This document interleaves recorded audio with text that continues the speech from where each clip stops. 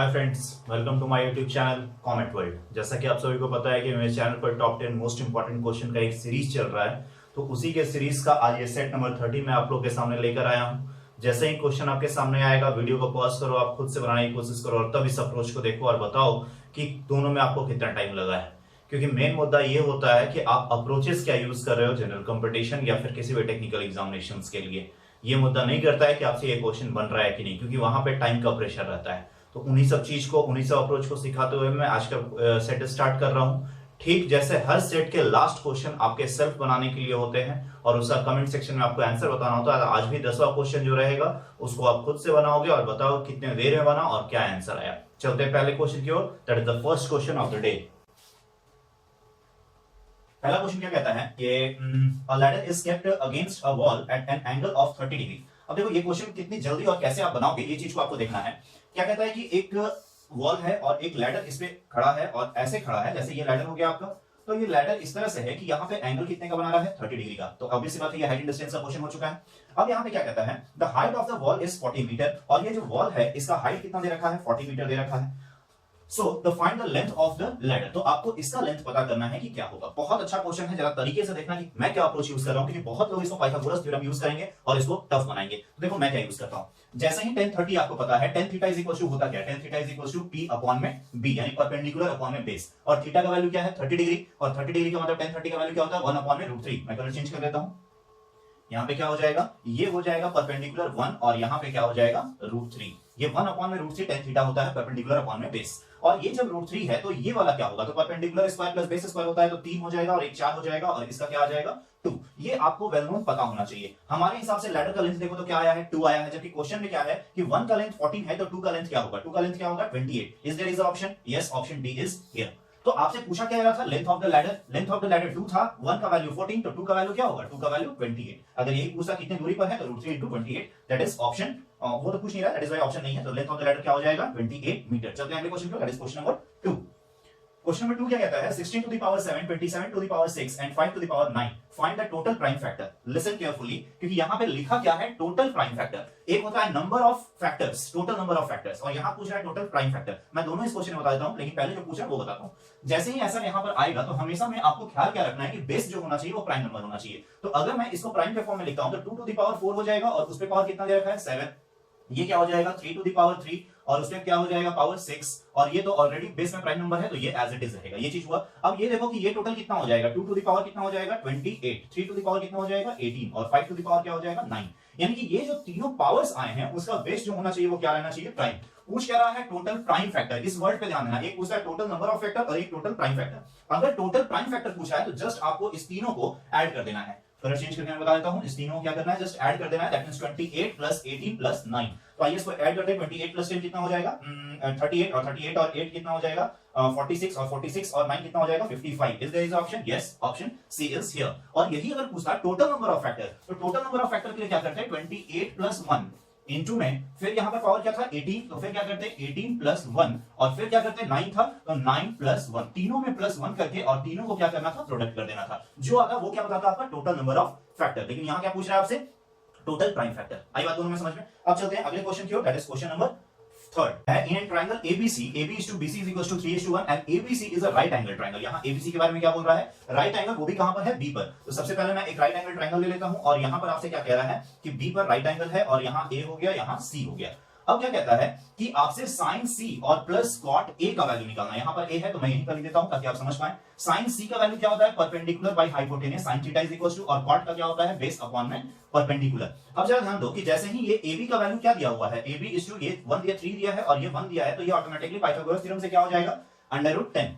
अब जरा यहां पे ध्यान देना कि परपेंडिकुलर हाइपोटेनस किस एंगल के अकॉर्डिंग निकालना है, C, और जो एंगल के बारे में कह रहा है उसके सामने का साइड क्या होगा, परपेंडिकुलर होगा। तो इसके सामने का साइड परपेंडिकुलर 3 अपॉन में √10, तो ये हो जाएगा 3 अपॉन में √10, और प्लस बेस के बारे में बात की जा रही है, ये √10 है। बेस के बारे में बात की जा रही है किसके अकॉर्ड, A के अकॉर्ड। जब A के अकॉर्ड में बेस पूछ रहा है तो ये हो जाएगा, और बेस अपॉन में परपेंडिकुलर यानी 3 अपॉन में 1, तो ये हो जाएगा 3 अपॉन में 1। आई बात समझ में। अब इसको हम सॉल्व करेंगे और देखेंगे क्या आंसर आता है। तो देखो 3 कॉमन ले लेता हूं मैं, तो ये क्या हो जाएगा 1 प्लस √10, और नीचे में एलसीएम क्या हो जाएगा √10। अब यहां से देख लो कि ऑप्शन कोई सी है, 3 1 प्लस √10 अपॉन में 10। Yes, option A is here. तो देखो जो भी एंगल पूछेगा उसके सामने वाला कैसे लेकर हम लोग बनाते हैं। चलते हैं अगले क्वेश्चन पे, दैट इज क्वेश्चन नंबर 4 के पास। फोर्थ क्या कहता है वो देख लेते हैं। कहता है और dishonest shopkeeper sales his goods at ₹100 instead of 85, मतलब 100 के बजाय वो कितने बेच रहा है 85 में, और बोलता क्या है and he claims to sell on cost price, और कहता है कि मैं कॉस्ट प्राइस पे बेच रहा हूं, जबकि वो बेच कितने में रहा है 85 में।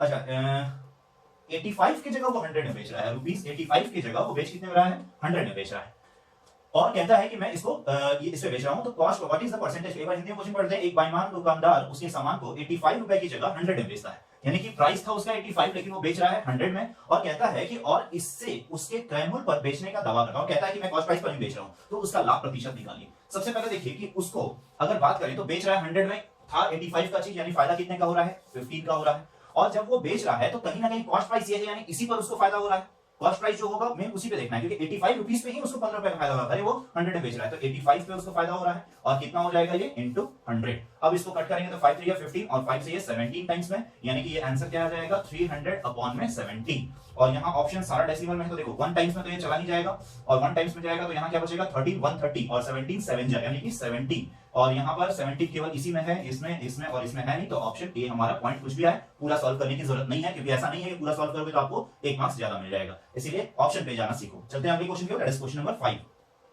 5 क्या कहता है कि if the ratio of the angle of a triangle is 1:4:7, देखो बहुत अच्छा क्वेश्चन है कि किसी ट्रायंगल के एंगल का रेशियो 1 4 और 7 दे रखा है, then find the ratio of sum of largest angle and smallest angle to the smallest angle. तो मुझे नहीं लगता कि इसको बनाने की भी जरूरत है, ये वर्बल का चीज है, पेन चलाने की जरूरत नहीं पड़ेगी, क्योंकि यहां पर आप अगर इसको बनाने जाओगे तो भी वही आंसर आएगा और डायरेक्ट बनाओगे तो भी। हमें हिसाब से सबसे बड़ा और छोटा, देखो ऊपर में किसको रखना है, रेशियो पूछ रहा है तो यहां पर और समथिंग अपॉन में समथिंग पूछ क्या था, sum of largest and smallest angle, तो सम ऑफ लार्जेस्ट और स्मॉलेस्ट, तो लार्जेस्ट और स्मॉलेस्ट का सम कितना हो जाएगा 7 + 1 8 हो जाएगा, और पूछ रहा है टू द स्मॉलेस्ट एंगल, और स्मॉलेस्ट एंगल क्या है 1, तो 8 अपॉन में 1, that is option A is here. चलते हैं अगले क्वेश्चन की ओर, दैट इज क्वेश्चन नंबर 6। 6 क्या कहता है वो देख लेते हैं। A 25 metre long metro train passes a 75 metre long platform, ठीक उसी तरह से जैसे मान लो कि ये प्लेटफॉर्म है और ये ट्रेन इसको पास कर रहा है, तो इसको कंप्लीट पास करने के लिए कितना डिस्टेंस ट्रेवल करना पड़ेगा, एक तो जितना प्लेटफॉर्म है उतना, और फिर जितना इसका अपना लेंथ है उतना, तब ये कंप्लीट जाकर पास करेगा। यानी कि हम क्या करेंगे कि 125 और 75 दोनों, यानी ट्रेन की लेंथ को और प्लेटफॉर्म की लेंथ को दोनों को ऐड कर देंगे, तो 125 + 75 कितना हो जाएगा 200, और कहता है कि ये पास करने में कितना टाइम ले रहा है, तो ये आपका टाइम ले रहा है 10। अब देखो कि ये क्या चीज आया, ये ऊपर में डिस्टेंस है नीचे में टाइम है, दैट मींस स्पीड आ गया, और पूछ रहा है find the speed of the train, तो यहां से तो 20 मीटर पर सेकंड हम कह सकते हैं, क्योंकि मीटर और सेकंड में है, लेकिन सारा आंसर किसमें दिया हुआ है किलोमीटर पर आवर में। तो यहां से आप क्या करो, किलोमीटर पर आवर में जाने के लिए हमें क्या करना पड़ेगा 18 अपॉन में 5 करना पड़ेगा, ये याद रखना, जब भी किलोमीटर में जाना है 18 अपॉन में 5, जब भी मीटर पर सेकंड में जाना है 5 अपॉन में 18। अब इसको सॉल्व कर लेते हैं, ये 0 से 0 कैंसिल हो जाएगा और 5 से 4 टाइम्स में 18 4 क्या आ जाएगा 72 किलोमीटर पर आवर। आ रही बात समझ में। चलते हैं अगले क्वेश्चन की ओर, दैट इज क्वेश्चन नंबर 7।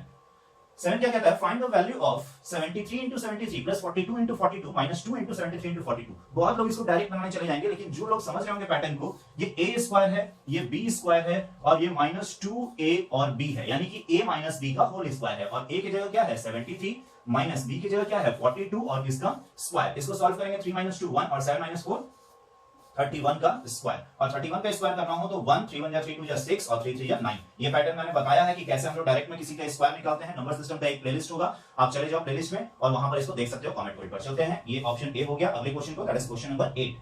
अब 8 क्या कहता है कि if a is 128, b is 130 and c is 132, then find the value of aq plus bq plus cq minus 3abc। Listen, ध्यान देना कि जब भी ये तीनों नंबर्स के बीच में कोई रिलेशन हो, देखो तो यहाँ कोई रिलेशन है, यस है, क्योंकि ये एक आपका अर्थमेटिक प्रोग्रेशन में है, यानी सबके बीच में डिफरेंस 128 में 2 ऐड करेंगे तो 130 और 130 में 2 ऐड करेंगे तो 132, यानी सब में 2 नंबर्स ऐड किए हुए हैं। और जब भी 2 नंबर्स ऐड किया हो तब इस पूरे चीज का वैल्यू जो होता है वो होता है is equal to 9 × b × d²। अब जरा ध्यान से देखना कि ये तीनों चीज क्या है। b हमेशा इन तीनों में मिडिल वाला होता है, 9 की जगह 9, और d is the common difference of arithmetic progression, समानांतर श्रेणी का समान अंतर जो होता है वो लिखते हैं। तो यहां पर ये क्या हो जाएगा 9 हो जाएगा, b की जगह हम क्या रख देंगे 130 रख देंगे, और d², तो d सबके बीच में डिफरेंस कितने का है 2 का है, और 2 का स्क्वायर करेंगे तो कितना आ जाएगा 4। तो यहां देख लो ये हो जाएगा 1170 × 4, और इसको सॉल्व करेंगे 4 7 या 28, और यहां 2 में 8 है तो इसलिए और जाते हैं 2 कैरी 4 1 या 4 और 2 6, तो केवल इसमें है तो ऑप्शन बी। पूरा करने की जरूरत नहीं है क्योंकि लास्ट में वो 4 आएगा ही आएगा। तो ऐसे आपको बनाना है यूनिट, तो 10 स्टेज लेते हुए, और ये तरीका सीख लो, बहुत आसान है, इसको अपने मेमोरी में बिठा लो कि ये कैसे बनता है। चलते हैं अगले क्वेश्चन की ओर, दैट इज क्वेश्चन नंबर 9। 9 क्या कहता है, the angle of depression of a point situated a distance of 70 metre. देखो from the base of a tower, ये टावर हो गया और इसके टावर से 70 मीटर की दूरी पर एक पॉइंट से एंगल ऑफ एलिवेशन दे रखा है। एंगल ऑफ एलिवेशन कितना है? 60 डिग्री। ये एंगल ऑफ एलिवेशन है 60 डिग्री। ये आपका टावर हो जाता है और कहता क्या है, the height of the tower is how much. तो ये हाइट आपको कैलकुलेट करना है। देखो ये क्वेश्चन बहुत ज्यादा दम नहीं है, लेकिन फिर भी ना जाने लोग क्यों इसको कन्वेंशनल मेथड से बनाने चले जाते हैं। देखो डायरेक्ट कैसे बनाते हैं, कलर चेंज कर देता हूं मैं आपके समझाने के लिए। कलर चेंज करता हूं, जैसे 60 है, tan 60 का वैल्यू क्या होता है? √3/1। √3/1 होता है और आपसे पूछ रहा है हाइट। देखो 1 का वैल्यू हमारे हिसाब से कितना दिया है? 70, यानी 1 में 70 का मल्टीप्लाई है, तो उसी तरह √3 का वैल्यू कितना होगा? तो 70 √3, that means option A is here. आई बात समझ में? चलते हैं अगले क्वेश्चन की ओर, that is the question number last, that means 10। और 10 नंबर क्वेश्चन जैसा कि मैंने शुरू में बताया था कि आप लोगों को खुद से बनाना है, तो प्लीज आप इसको खुद से बनाओ। कितने देर में बनाया और क्या आंसर आया कमेंट करके मुझे बताना। और अगर नए हो तो चैनल को सब्सक्राइब करो और लाइक करना बिल्कुल भी ना भूलना और शेयर करो। That's it for today, thank you.